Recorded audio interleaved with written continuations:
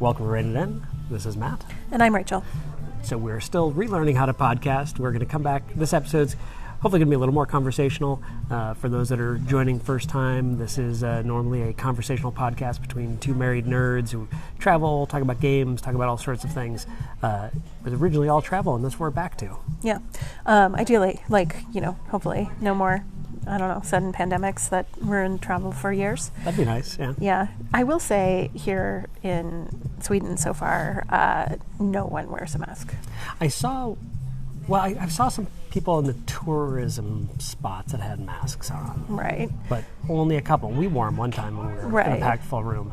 So, I don't think they're masking. Yeah, there was one person in a mask on the bus today, and that person might have just had a cold, right? Or they might be immune compromised or cautious or whatever, but masking is not the norm. No. So, catching up here, we're on day 6, our last full day in Sweden. Yep. It's been kind of a short trip to Sweden, considering we flew a quarter of the way around the world to get here. Yeah, 6 days is a reasonable amount of time. I think it just took us a while to find our stride more than anything.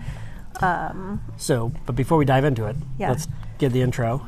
And then what's the do-do-do noise. Right. Yeah. So do you want to give the quick overview of what this episode is going to be about? Yeah, so I want to talk a little bit about not having a plan at all before we got to Sweden, not knowing really anything about Stockholm, and trying to figure out what we wanted to do kind of on the fly. And then also, the other things that I've seen here that I would like to do that I haven't been able to because I did plan everything literally on the fly. Yeah. All right. We'll be right back.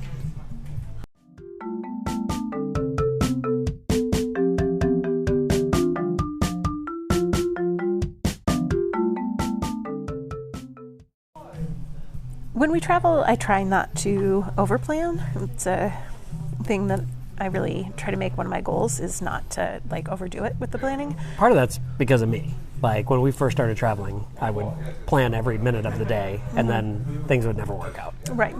Yeah, you can't be that. You can't be that precise in your planning and your timing. What I like to do is I like to know where I'm sleeping every day. If I'm traveling, I like to have a rough idea of how I'm getting to that place. If I'm taking a train in between cities or whatever. I can't. It's not good for me to travel without knowing where I'm going to sleep. That's very anxiety producing. I think we also always know how we're getting from transportation port to sleeping location. Yeah. Right. We always do that. So we know where we're sleeping, we know how we're getting to where we're sleeping. Right, exactly. Whether that's by bus or taxi or Uber or train or whatever. Right.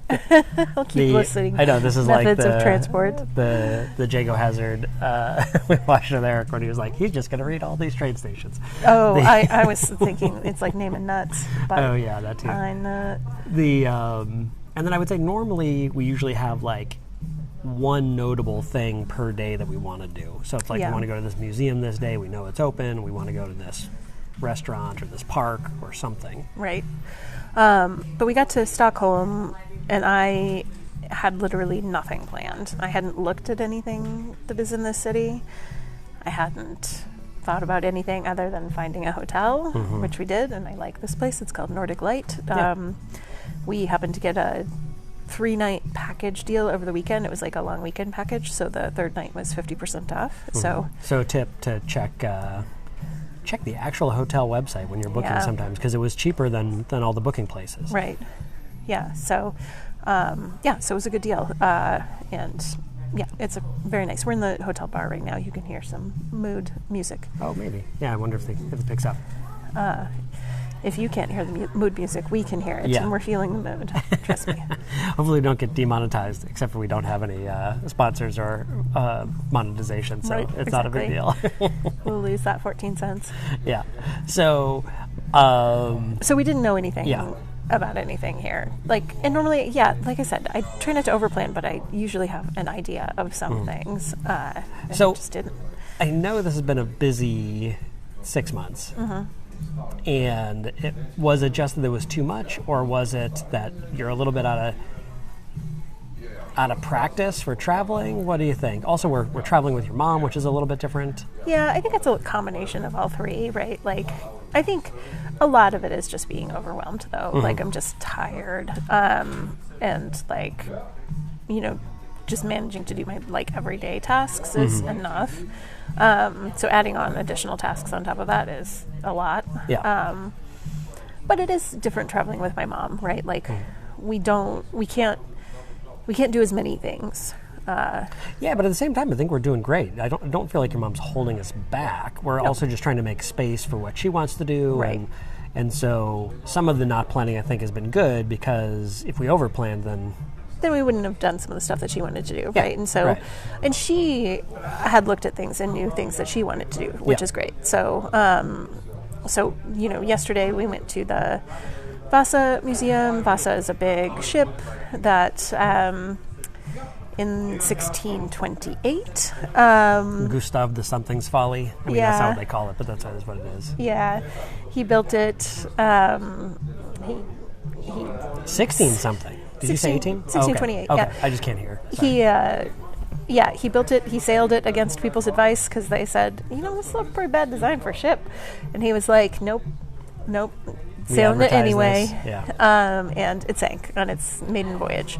330 years later, I think they started floating excavating it, resurrecting it, whatever you want to call resurrecting. Yeah. Anyway, it's because the water is very cold and the soil is very clay. So it's basic. He told us. Yeah. Acidic like sand would be. And low salt. Yeah. Comparatively. And comparatively low salt, because it's kind of brackish in the bay instead of like strictly salt water. The whole thing is like very preserved. Yeah. They say 80%? Something like that? Maybe 80%. 95% of like original stuff. Yeah. It's amazing. It's a lot. So they built a big museum for it. It's a giant ship. It's massive. So it's a museum that, like, I was definitely interested in because it looks so cool, but I don't know that it would have been, like, the top of our list. But my mom wanted to go, so we went, and it was really cool. Yeah, it was cool. They had good meatballs in the cafe. I know, yeah, we had some food there. It's just a beautiful museum and setup in general. I thought it was well done. The building is beautiful. Yeah, it's really carefully thought out in the, museum architecture, which is something that I am always kind of interested in. Yeah. So that's one of the things we would have done. We also ran over to the ABBA Museum. I don't want to just give a recap of all the things we did. We're trying to get away from Right. So, recapping. I think what was interesting, though, is, like, we sat down with my mom the night that we got here, which was a day. It was definitely a day. Friday. We sat down with my mom. It's currently Sunday. Yeah, at the bar. The Laughing Duck, where we were having some local IPAs, and we're just sort of like, okay, what do we want to do? All right, let's do this. So, and just sort of planned everything out in like a essentially 20-minute time period, right? It was like Vasa Museum, ABBA Museum, which if you're coming to Stockholm and you want to go to museums, there's essentially like an island of museums, like they're all together. So that's very convenient. Well, there's just, because there was like art museum, there was a spirits museum that I was kind of interested in but had bad reviews. Yeah. There's the Viking Museum, there's another wreck museum. Museum of Wrecks. There's a whole bunch of stuff down there. Yeah. But there's a bunch of museums all over the place. Stockholm's like flush with them. Yeah, for sure. But it's all like park and museum. Like, I don't think there's not very much residential on that. Yeah. Like, I don't think it's necessarily an island, but like kind of that peninsula part of the archipelago. Right. So it's super convenient if you want to head up a couple places. And 2 museums was definitely enough for me yesterday. I'd also say public transit here is quite easy. Oh, yeah. We had to use, they want you to use an app, or you can just tap to pay. A little harder. Your mom's not used to using the tap to pay stuff. She's getting it down. But like we thought we were going to be able to buy tickets, but you can't. And she can get discounted tickets. There's no kiosks and you have to anymore. do it through the app, and the app was challenging. Yeah, the app is buggy, I would say. I mean, I think that it's not just buggy for us. I think it probably has a 2 point whatever rating on the App Store for a reason. Yeah, well, it could also be like foreign credit cards might have been part of the Right. thing. I think that was part to of do the some problem. extra like 2-factor on our credit cards, and it was like timing out. So just be aware that can be interesting. But the tap to pay is very easy. So, I mean, it's not, it's, yeah. If you're handy with your phone and tapping on there, put your Google Wallet or your Apple Pay or whatever, and then it's super easy. Yeah, definitely I would say if you haven't traveled to Europe in a while, even if you're in the States, more and more the Apple Pay or Google Pay is like the way to go. Like, we got cash out, and we've not been able to use it a bunch of places. So, like, it is getting pretty close to cashless here. Yeah, most places are not taking cash. Like, the bar that we're at right now in the hotel doesn't take cash, and like the bakery that we were at earlier doesn't take cash. Yeah. And I think all U.S. credit cards at this point, unless you're with some really small weird bank, or it just hasn't gotten a renewal, is going to have a chip. Right. So. And there's a couple of places that haven't taken Amex, but like... Yeah, I'd say a good number don't. It's okay. But, kind of expected. You know, it's been fine, like, overall. So, anyway... so what's your favorite part so far of Sweden in general, between Gothenburg and Stockholm? That's a good question. Because my mom earlier was like, "Oh, I would move here," and sorry, Sweden, but I don't think I would move here. What doesn't it have? I don't know. There's something about it that doesn't. It's not particularly like sparkly compelling to me in the way that some other places have been. Yeah. Now, that's not to say I'm not having a great time and that I definitely wouldn't come back. Yeah. Or definitely would come back, whatever. You know what I mean? Yeah. Not to say You're not going to avoid it. You would like to come back. I would definitely to like to come back. Yeah. Yeah. So, let's see. Favorite things, though. Public transit is very easy. Yeah. We've taken a tram, 2 buses, and a train. Yeah. We only saw a little bit of the underground so far, of their subway system, which you see on all the sites. You know, all the things to do in Stockholm is about how wonderful the subways are with all the art. We only saw a little bit of it, but I think we saw one of the most beautiful ones, the blue one with all the sort of flat Swedish flower plant graphics. Yeah, and we'll maybe see a little bit more tomorrow. Tomorrow we're going to walk through the old town. We've been staying near the station, which in terms of convenience, has been great because, again, access to public transit here has been really good, but also, we're going to be able to get on our airport train super easily. We came in from Gothenburg and scooched right to our hotel. We didn't do any normal public transit in Gothenburg. We took train twice. Yeah, we took a train to Alingsås, but... and then to Stockholm, and it all went pretty smoothly. And we talked a little bit about the confusion on that, but it was obvious that Gothenburg's mass transit is also great, abundant. Yeah. So that's always a thing that I appreciate. I mean, we've had really nice meals. It is a very meat kind of centric, I would say. Food it's not culture. Like Argentina, but no, it's not steak centric. It's because the meat might be fish, right? There's a lot of fish, and I've noticed a shit ton of poke places. Yeah, there's also a ton of sushi. Sushi places. I kind of want to get sushi tomorrow for lunch, but that seems like a weird thing. I just might get a street sushi, and while you guys are in a shop, I'll be like, I'll just be around the corner for a moment. Street sushi. Yeah, I mean, it's not too surprising. I bet the culture eats a lot of kind of raw and pickled fish, so having different cultures raw fish is probably slips right in there. Yeah. I think one of the favorite things I did of mine since I've been here was the breakfast buffet at that first hotel. There's so much food there. So many, speaking of fishes, so many different kinds of pickled herring and 2 different kinds of gravlax, cured salmon. It was all so good. I'm having the bread some more is pancakes amazing. Tomorrow. That's what I'm having. More pancakes here? Little crepes. Oh, crepes. Yeah. Anyway, Swedish pancakes. Yeah, I was thinking fluffy American pancakes. When you said pancakes. I was I don't remember seeing those. I don't think I'd eat them, but yeah.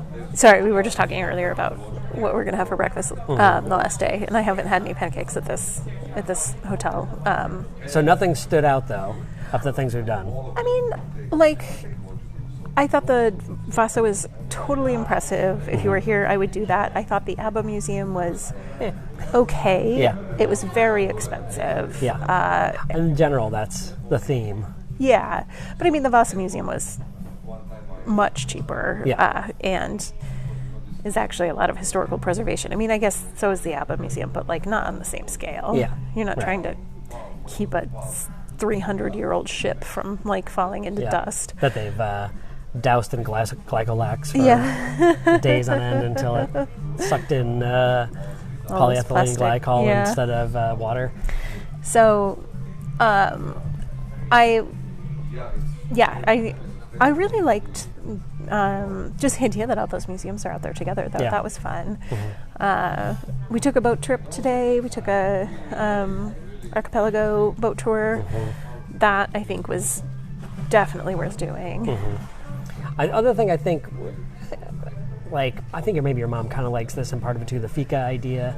It's really nice. I think we've only been moderately successful with fika. We've had great fika, but I don't think we're good at doing it. Right, because we only want to eat one dessert. Well, but also we're just kind of running around. We're like in museums when we should be doing that, and then when there's like a window to do it, we're trying to come back to the hotel. And so I mean, I think fika is a very relaxed afternoon thing, and sometimes when you only have a few days in a city, you're not doing very relaxed things. Yeah. We had some amazing pastries, though. Princess cakes were good. Mm-hmm. I think the first meal we had in Gothenburg was probably my favorite still. The one last night had potential, but I think we were all tired. And last night I thought was really good. It was a snapas. Yeah. Snaps and tapas. It was good. I liked it. It was more like kind of younger and hipper, I guess, than other places that we've maybe been. I think it was just busy, and so it was a little bit slow. Yeah. And I also think, American conceptions of service and Swedish conceptions of service are different. They just give you a lot more time, and we're just not as used to that. Mm-hmm. So I get antsy, and I really shouldn't be, but also I'm like always tired. So I get antsy because I'm tired. All right, so should we wrap up this part? We'll take a quick break. We'll come back. We'll talk about some things we want to do when we come back, hopefully someday. Yeah. Is that kind of wrap? Anything else we got on this one? Just for the teaser? Yeah, I think that's it. All right. Oh, and then guess where we're going next. We'll talk about that after the break.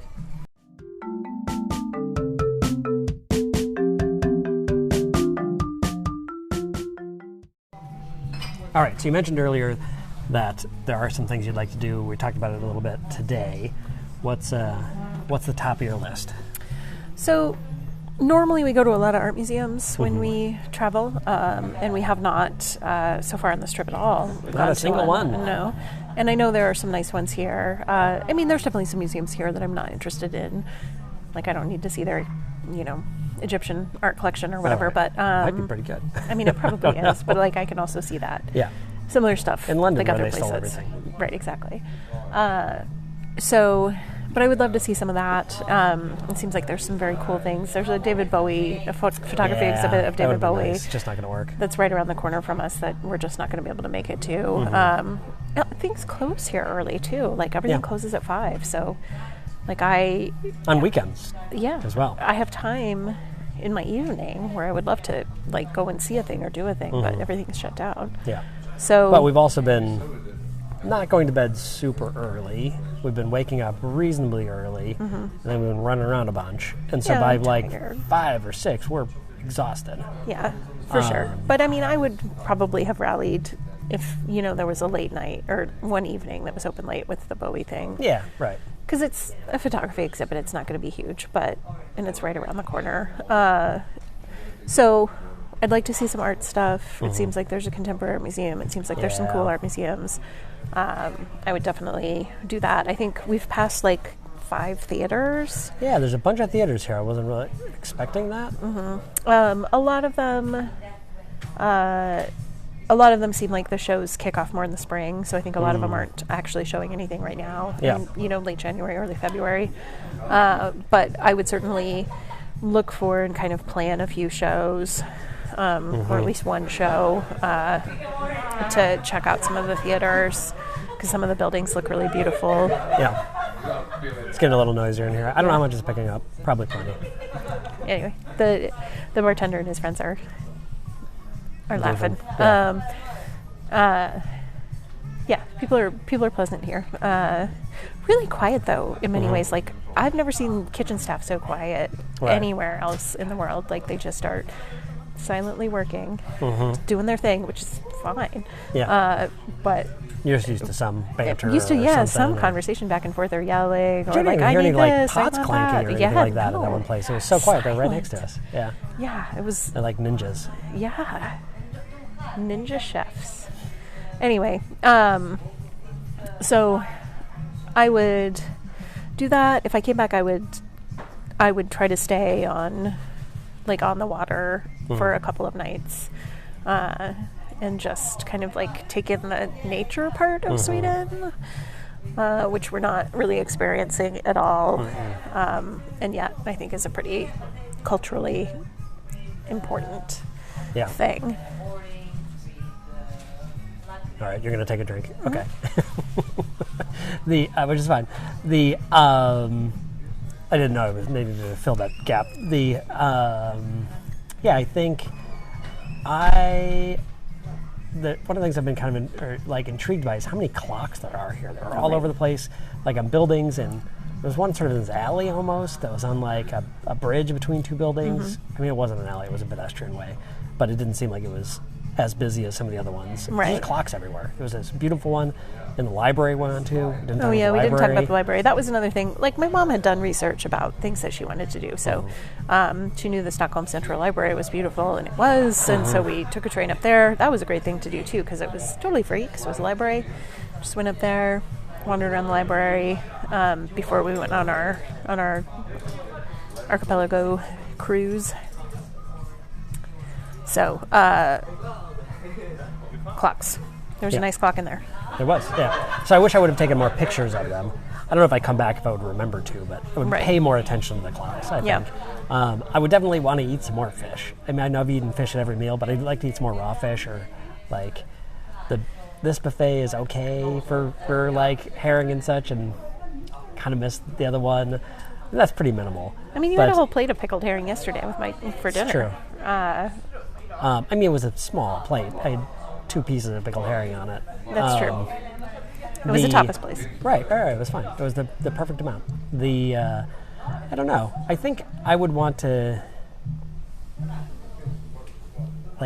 get around more places maybe or something. I mean, part of it is we've been here 2.5 days and we haven't been to the Gammelstadt or whatever the old town area. I feel like I would have done that on day 1. Yeah. So maybe we'll do it all tomorrow and it'll be fine, but I think we only have a couple hours tomorrow and it's not small. Right. So there's some things that I maybe would have done. I would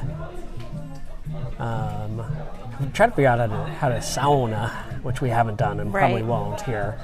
Just hasn't really fit. We had an opportunity to at the last hotel in Gothenburg, but it was like in the hotel and you had to book a time, and I was just exhausted at that point of the night, and we were leaving the next morning, so it just seemed a lot of this trip has been more like sort of emotionally draining than many trips too, right? Because we are doing this as a memorial, which I've not ever internationally vacationed as a memorial before, but it's a little bit emotionally exhausting.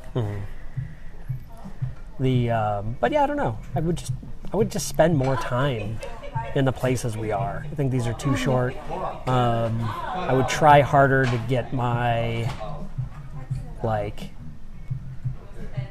not jet-lagged legs under me, because I feel like it took us 2-something days to kind of get, but I'm still waking up at 4 o'clock every morning for some reason. Yeah. This is worse than it was when we were in Japan, and that was a bunch of hours. Yeah. I don't know why it's harder. No, me neither. But agreed. The experience of the time difference is definitely seems more significant. It might just be because we're not used to it. Yeah. It might be because of the way that it's always kind of dark. I mean, it's not. No. It gets dark at 4:30, And so that is a little bit weird. Although it got light at 4:30 in the morning in Japan, which was weird also and in here its it's own like way. dark at 8 or something. Which someone pointed out, and that's kind of when it's still dark in the States right now too. I mean, the days Depending are on where you shorter, but not live, dramatically yeah. shorter. Depending on where you live. But it's never very bright. Like the sun is up, It's always pretty low. but it's always low in the sky. So I think that throws me off a little bit too. Mm-hmm. Yeah, and it's been reasonably overcast. I mean, we were hurt in the winter. But overall, the weather's been great. I mean, we didn't even really have drizzle. Maybe one day we had a little bit, but it was like done. Well, by the time day we were at the Volvo factory was raining miserable. all day. Yeah. So that was the perfect day to be there because we were inside all day and occupied, so we didn't have to worry about being outdoors because it was very fine droplets of rain coming at you with a lot of wind. It was fascinating because I went outside to like put something in the car, and I came back and I was not drenched, but I was heavily damp. But it wasn't raindrops. It was just this like wall of mist, and it was coming at me sideways. It was really interesting. It's definitely cool. It's cold, I would say. I've been wearing long underwear almost every day, and been happy for it. But as I said earlier, if I was to choose between Northwest Ohio and Stockholm, weather-wise, I would absolutely choose Stockholm. It is also way nicer here than Northwest Ohio. Yeah. I mean, weather-wise. At least when we lived there, we'll say. So in our part of Northwest Ohio, which is a lot of it. Yeah. Northwest Ohio isn't that big of an area. All right, so we're going to wrap this one up. We got... tomorrow we're doing the Old Town, which is going to be fun. We're going to walk around. We're going to hit some souvenir shops and buy some horses and candles and some things. And then we've got a flight to Amsterdam, one-way flight. It's about 2-hour trip, which is not bad, but it's also like Amsterdam is as far away as Kansas. Right, when I'm like trying to process it in terms of like what's a 2-hour flight in the U.S., where it's like as far away as Chicago.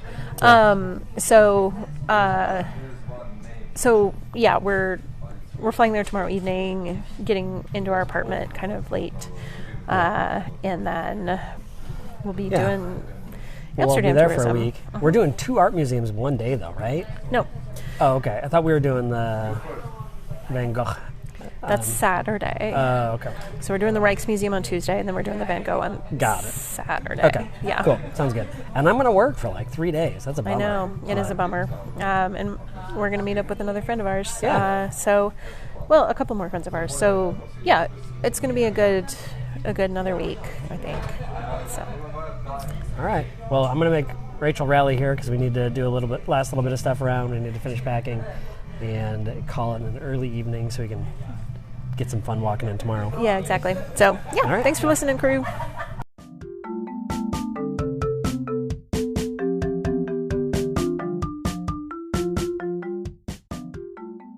Thank you for listening to Rein It In, Matt and Rachel. You can check us out on Instagram at ReinItIn_podcast or Facebook at Rein It In Podcast. We encourage you to like and subscribe on your favorite podcast app, or you can listen direct at anchor.fm/ReinItIn. Thanks again for listening. Have a great day.